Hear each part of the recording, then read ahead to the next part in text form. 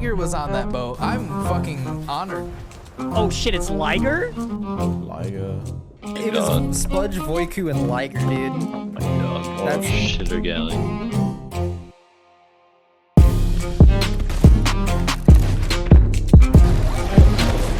No, hey, yeah, 91 hit sword.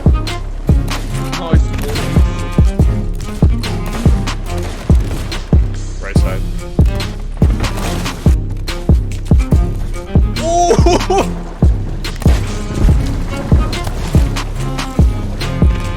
Hit him once. Hit him once. Hit him twice.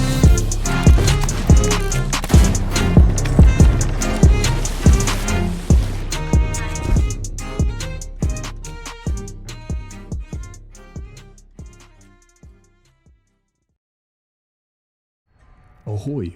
Welcome to Double Gun for Swabbies. In this video, I'll break down the core mechanics of double gunning and animation canceling in a way that's slowed down and hopefully simple enough to understand. I'll also cover some tips to help complement your double gunning, especially if you're new to double gunning or new to Sea of Thieves entirely. I believe this topic has been made to seem way more complicated than it actually is, so hopefully I can simplify everything and have you on your way to double gunning in no time. I don't claim to know every aspect of double gunning or how the servers work. I can only speak on what has helped me, and if you notice anything I left out, feel free to comment here, and without further ado, let's get into it. So starting off with the pistol sniper loadout, this is great for fighting at medium to long range, and it excels at island and water combat. The main downside to this loadout is the lack of knockback to defend from swords, as well as the flintlock that's notorious for regging, especially when it's fired from the hip. If you didn't already know, hit reg is when you shoot a target and you get a hit marker, but the shot didn't actually register on the server, and as a result it doesn't do any damage to the player that you hit. So if you use this loadout, movement is key and you want to be aware of your positioning at all times. Try to keep separation from players using sword or blunder, because once they close the distance, it's really hard to recover and get the kill. So this next combo, Sniper Blunder, is in my opinion the best double gunning loadout you can use.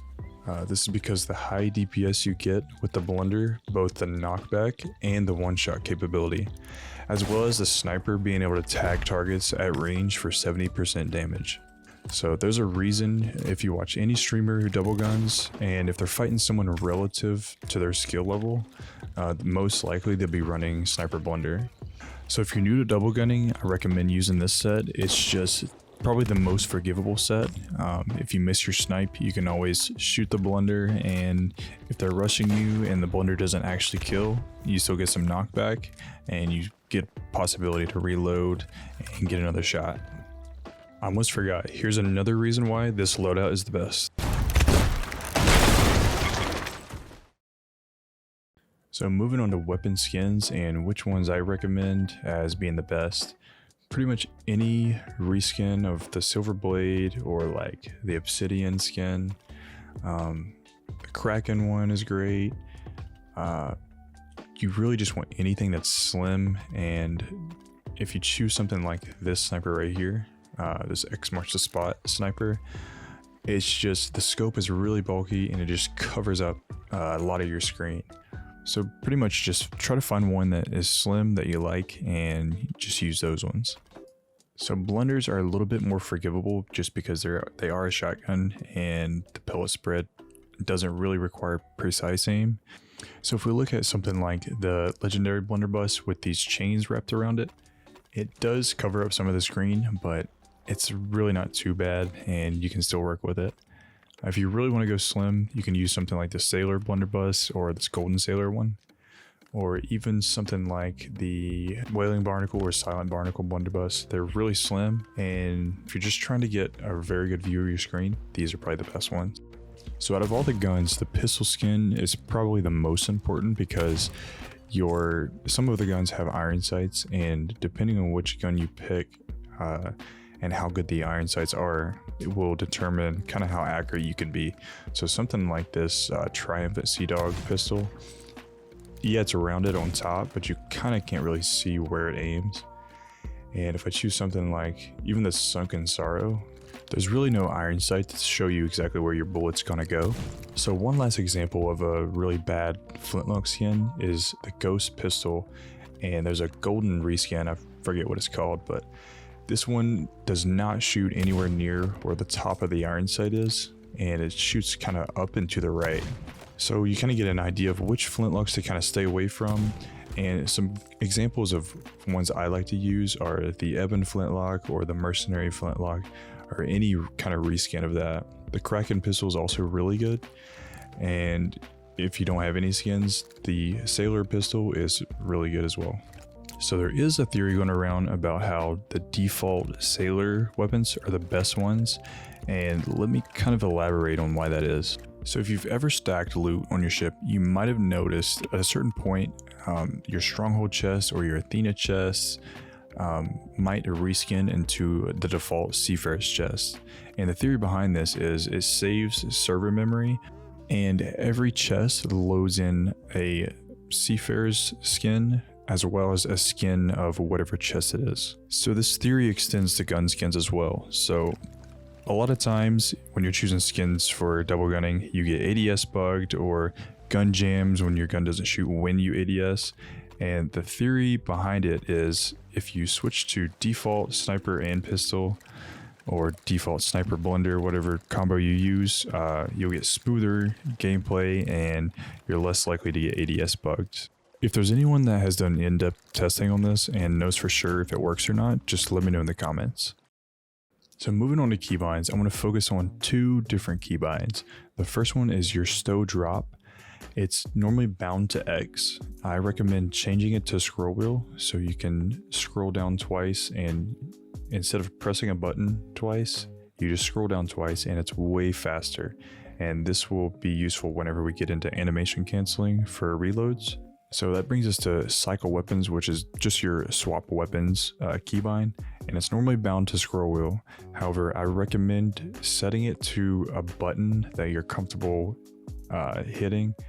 I have mine as the thumb mouse button, and this will make your quick swaps, which we'll also go over here in a minute, a lot more consistent, and it's just way better. It takes some time to get used to, but it's a lot better than scrolling and trying to do the animation that way. So now that we have our keybinds configured, we can now go into mouse sensitivity, and I'm just gonna show you what I use and kind of explain why. So my mouse is set to 800 DPI, which is, for some, that's considered low. I really like that DPI, and my mouse sensitivity is all the way at 1. And if you notice, all my weapons, their aim sensitivities are all the way up at 10. That's because my mouse sensitivity, like my general looking around, I like it to be as close to the ADS sensitivity as possible. So if I'm kind of not aiming and looking around, and then I decide to aim, I want it to be relatively the same speed. And with my low DPI and my low general mouse setting where I have it set to 1, I aim big movements with my forearm left to right, and if I need to fine tune, I can use my wrist to kind of get those smaller movements.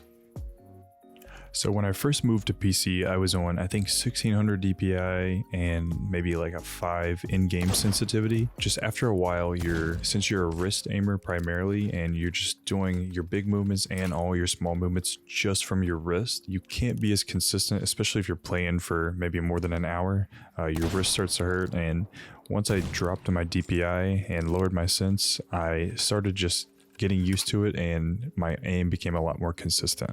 So one Windows mouse setting that I recommend you deactivate is mouse acceleration. And what this does is the faster you move your mouse, the faster acceleration your mouse will have. If you turn this off, it doesn't matter how fast or slow you move your mouse, it'll move at a consistent rate, and it'll be a lot easier to get consistent aim. Now to do this, you want to go to Control Panel, Hardware and Sound, and Devices and Printers. And you want to look for your gaming mouse.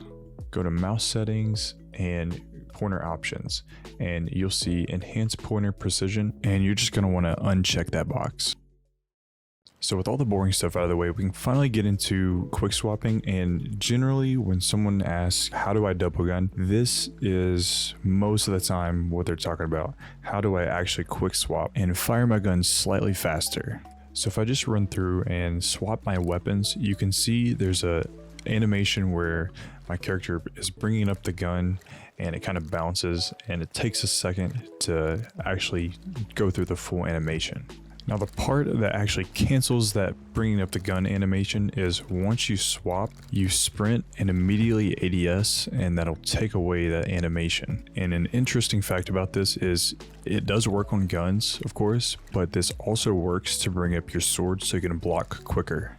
So an easy way to start practicing this is swap your gun and immediately sprint and ADS. So you want to swap, sprint, ADS. Swap, sprint, ADS, and you want to practice that until it looks something like this. And you can slow this down on YouTube if you need a little bit slower reference, and just practice this part and then come back once you got that down. So now that you got that down, we're going to add a shot into it. So you're going to ADS, shoot, and as soon as your gun shoots, you're going to do that animation cancel that you just got down. And once you add it all together, it should look something like this. So a couple of you guys requested a side-by-side timer of me doing the animation cancel on one side and not doing it on the other, just to see the difference in time. And the right side is with the animation cancel. So I paused it right at the frame where the bullet actually shoots, and as you can see, it's about a second faster.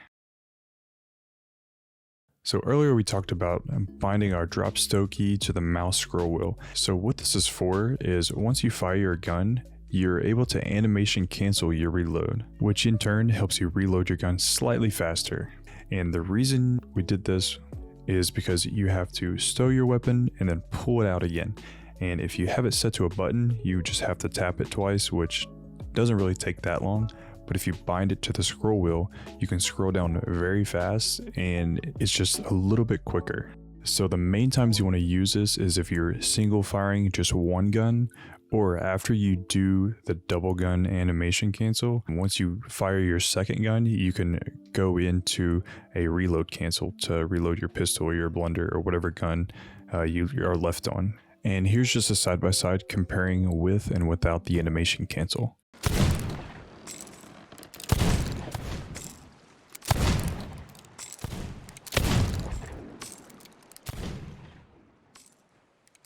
And as you can see on the right, with the animation cancel, it's about 2 seconds faster to unload all 5 shots.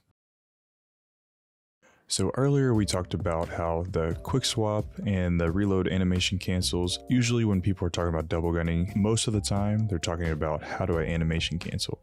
Now the other majority of people, when they ask how do I double gun, what they really mean is how do I learn the playstyle of double gun?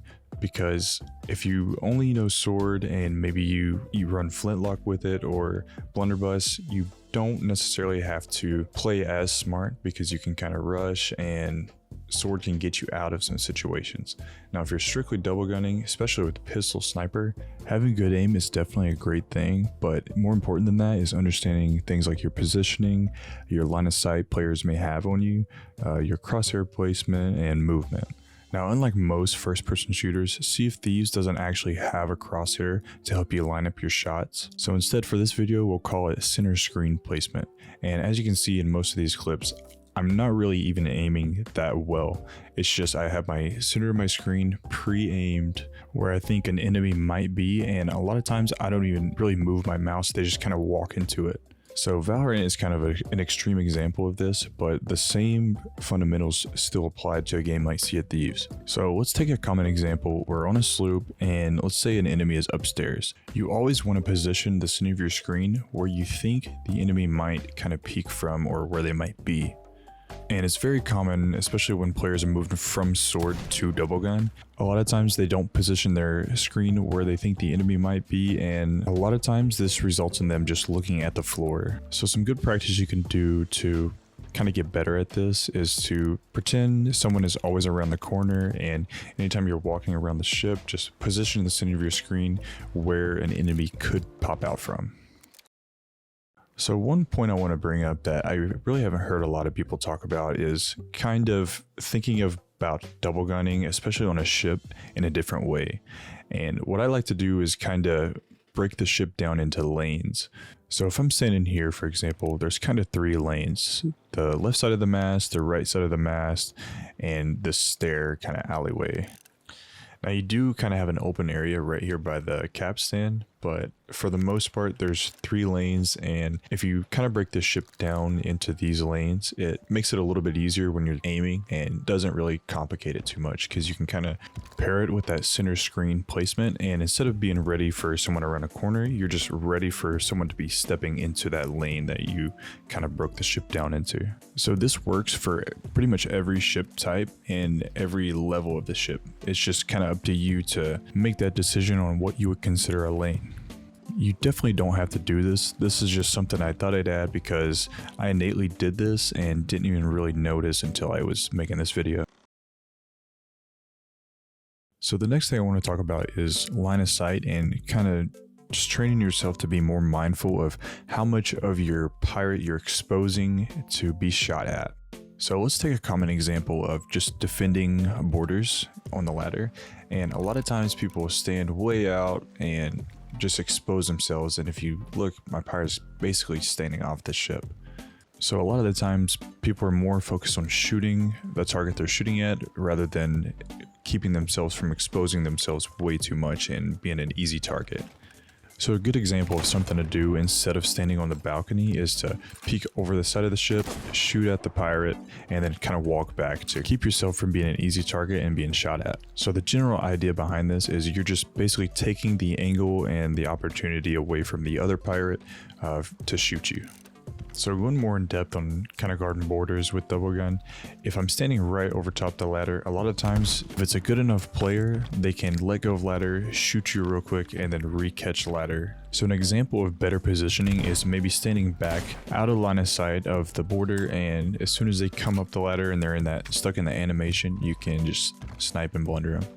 Another good example of getting a better angle on the border is even from the front of the ship, from the very side, you can still snipe anyone that's boarding here. Now this is a really safe spot. You can still be ladder shot from here, but it's very rare and it's just a really good spot. Now another example of just a really good angle to take on someone boarding is right here. You can snipe anyone coming up either ladder, and this just kind of gets your brain going and thinking of different ways you can tip the scales in your favor and just make it as easy on you as possible. So for players switching from sword to double gun, one habit that you're going to have to be mindful and try to break is walking straight at somebody. So let's pretend someone is right at the front of the ship right here. If you have a sword, a lot of times players don't try to do any fancy movement, be sporadic at all. They'll just run directly straight at the target. And if you're someone that's double gunning and a sword user is running straight at you, they're a super easy target. And it's just something you just got to be mindful of. So instead, try to get creative and start moving in sporadic movements and try to just make it as hard on the enemy to shoot you as possible. And if you start doing this, you'll start to notice your enemy missing their shots on you a lot more. So another tip I have is to stop spam jumping. Now I know a lot of sword users, they use jumping to get behind their enemy and kind of sword them behind their block, or to make it harder on double gunners to hit them. But if you are double gunning and you're constantly jumping, you're just an easier target to predict. You're more likely to get backtracked actually, and it also makes it harder for you to aim your shots. So the best way I can describe backtracking is, imagine your character is running and there's always kind of a ghost trail behind them. This is the delay between what your client side sees and what the server actually registers that you're at. So when you're constantly jumping, this trail is just more exaggerated, and that's why you're more likely to get backtracked. So the alternative to spam jumping is when you're trying to close a distance on a target, moving your mouse left and right and just becoming more sporadic and just kind of throwing their aim off so they can't hit you as easily. So this is pretty simple to do, but it's not as great as it could be, and there's actually a way we can make the movements wider, more exaggerated, and faster. And the way we do this is anytime we move our mouse to the left, you want to hit A to walk in that direction, and anytime you move your mouse to the right, you can hit D to walk in that direction. And when you couple it together, you can kind of exaggerate the turns more, and we call this strafing, or a lot of people call this enasing. And this is just really great to just throw off anyone's aim that's trying to snipe you, blunder you, pistol you. So the time that I use this the most is when I maybe just snipe somebody and I'm trying to close the distance with a blender and get an easier shot on somebody, or if I'm in an open exposed area and I want to try to get to cover or behind something away from their line of sight. Some other good ways to use this is to try to bait out a shot, or if you're reloading, instead of sprinting, you can do this while walking and reload your gun instead of just standing still while reloading. So getting this down and pairing it with your aiming is going to take some time, but keep practicing and you'll get to a certain point where you won't even really have to think about it and you'll just be doing it. So one good way to start practicing your shots and getting your aim down is to just start TDing in the bell anytime you're sailing somewhere or you're parked at an outpost not doing anything. Just using the bell for aim practice is just a really good way to get your rhythm and get you ready for a fight. Another thing I like to do is anytime I fall off the ship, I always try to hit that bell on the top mast. And this is basically just the bell practice on the ship, but for longer distance. So another aspect of double gunning that's easy to forget about until you're in the moment where you need to get back to your ship, but maybe there's a merm that's not spawning or it's far away and you can't just sword dash out to it. So a good way to make up for this lack of mobility is to start learning black screens, and basically every big island has them, every outpost has them, every fort. There might be a couple small islands that don't have them, but in my opinion, learning this is actually more valuable than the sword movement anyways, because it's a lot quicker. If you know where the black screens are, hit the black screen, and it's more consistent than waiting for a mermaid and having it spawn maybe way far away from you. You still have to sword dash out to it and maybe even swim a little bit. So if you're ever on an island and you're kind of not doing anything, just try to look for some black screens, and anywhere where your character can possibly get stuck is typically a black screen.